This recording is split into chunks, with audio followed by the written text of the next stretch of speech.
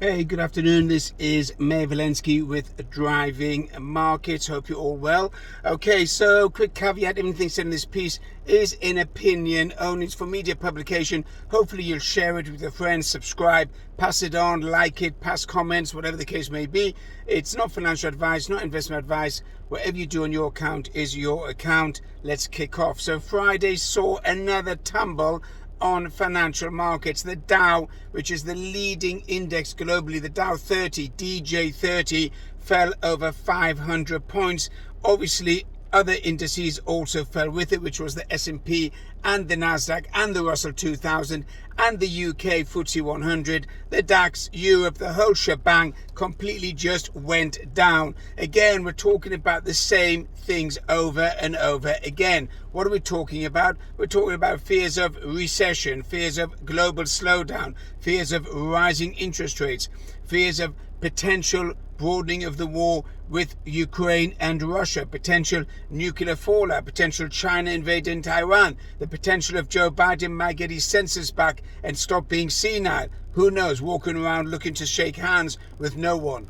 That all might happen. Okay, but that's put a big impetus, a big onus on financial markets. There's a lot of downward pressure. Now that downward pressure is really only kicked off in about March this year. Previous to March, I was saying on Driving Markets around about January, February time that the markets are going to go down. And I said interest rates are going to go to 3.5% to 4%. If you remember at that time, looking back at those particular YouTubes of Driving Markets, there was a lot of clashing with opinions where people did not believe, investors just didn't believe that the rates would go up more than maximum 1% this year, because they said the economy can't take it, it's too weak, the banks won't do it, they know that everything's wrong. Well, let's just really call a spade a spade. Rates have gone up and they're going to continue going up. By the end of the year, Lael Brainard, which is the Atlanta governor, Fed governor, said they expect rates to be at 4.75 in the States by the end of the year and rising in 2023.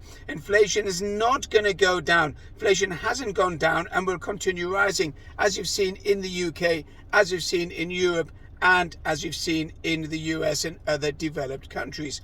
There's no chance of inflation going down in the near future. One of the components of inflation, by the way, is oil. Now, oil is under pressure, and that's under pressure it's under pressure for the wrong reasons. That's fear of recession, fear of global slowdown is going to put oil downwards, and oil is under pressure and could fall to $70 a barrel, and that will help inflation. But when you've got full employment and you've got the US employment numbers coming out on Friday, then that in itself is an undercurrent of demand-led inflation, and therefore I can't see inflation coming down. Even if oil does come down, I just don't see overall measure of inflation going down, and the cost of living, unfortunately, will continue rising as we move on. The dollar's going to get stronger over the next week. You never know, Andrew Bailey of the Bank of England may take some action. He needs to raise rates by at least 100 basis points to support the pound. Otherwise, the pound will reverse its gains from this last week and go down again to parity against the US dollar. The euro is under pressure, significant pressure, even though its inflation numbers were very bad last week as far as Europe is concerned, and they're going to raise interest rates, but not enough to stop the euro fall. The euro is going to fall all the way down to 19.91 to the dollar. That's 0.91 cents to $1 US. And you can watch the pound also falling if Andrew Bailey does not raise interest rates very, very soon. We're talking about by Tuesday or Wednesday. Friday, you've got the US unemployment figures. Remember, last month they came in better than expected, and that sent the whole equity market south. The big sellers I'm looking at these days, Apple, get rid of Apple. I think it's on a downward spiral. It can't seem to match its sales. Facebook lost way, doesn't know where it's going. It's lost its way, doesn't know where it's going. That's going to fall way below $100. And Mark Zuckerberg's under pressure because TikTok is about to get the data license in the US. If that comes in, that's going to be a major competitor to Instagram, and that could be all over for Mark Zuckerberg and Facebook. Hard to believe, but that's what I'm calling for 2023. But by the end of 2022, you'll see Facebook below $100 a share.